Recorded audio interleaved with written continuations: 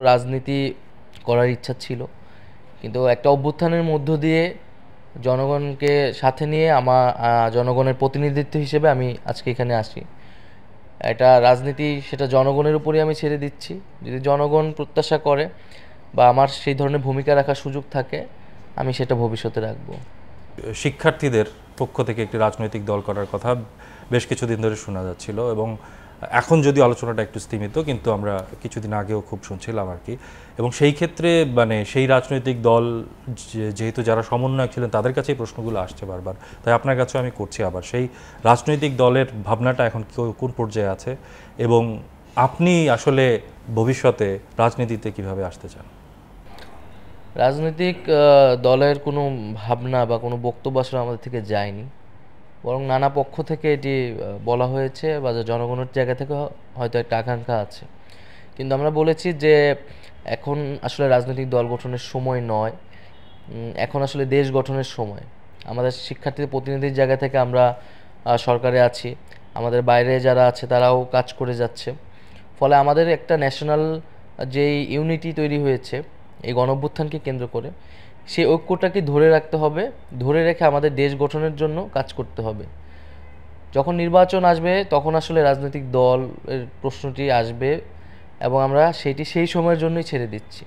এখন আমরা ছাত্রদের নেতৃত্বে সকলের ভিতরে ঐক্য বজায় রেখে দেশ গঠনের জন্য কাজ করতে চাচ্ছি। আর আপনার ভাবনাটা কি?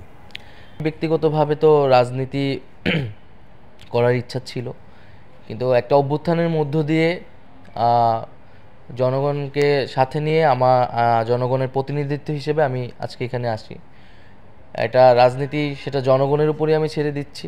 যদি জনগণ প্রত্যাশা করে বা আমার সেই ধরনের ভূমিকা রাখার সুযোগ থাকে, আমি সেটা ভবিষ্যতে রাখবো। আর রাজনীতিতে লেভেল প্লেইং ফিল্ডের বিষয়ে, হ্যাঁ, সেই ক্ষেত্রে আপনার মন্ত্রণালয়ে, আপনি তো তথ্য মন্ত্রণালয়েও আছেন, কয়েকটি বিষয় নিয়ে আসলে সাংবাদিকদের মধ্যে একটা আছে, তার মধ্যে একটি হচ্ছে ডিজিটাল সিকিউরিটি অ্যাক্ট। এই আইনের জায়গা থেকে এরকম বেশ কিছু আইন আছে যেগুলো নিয়ে নানা সময় আমরা দেখেছি যে সংবাদকর্মীরা তারা নানান রকমের প্রশ্ন তুলেছেন, এবং একই সঙ্গে ঔপনিবেশিক আমলের আরও বেশ কিছু আইন যেগুলো আসলে সাংবাদিকদের বিরুদ্ধেও ব্যবহার করা হয়েছে।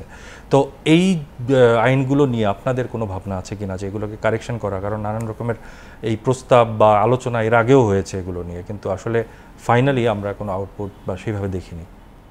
আমি এটা দায়িত্ব নেওয়ার প্রথম দিনই এটা বলেছি যে গণমাধ্যমের স্বাধীনতা বিঘ্ন ঘটে এই ধরনের আইন বা ধারাগুলো আমরা বাতিল অথবা সংশোধন করব।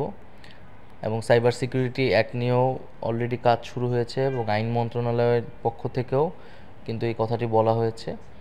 এবং গণমাধ্যমের স্বাধীনতা এবং মানবাধিকার বিরোধী যে আইন বা ধারাগুলো রয়েছে, ওগুলো আমরা অবশ্যই বাতিল করব।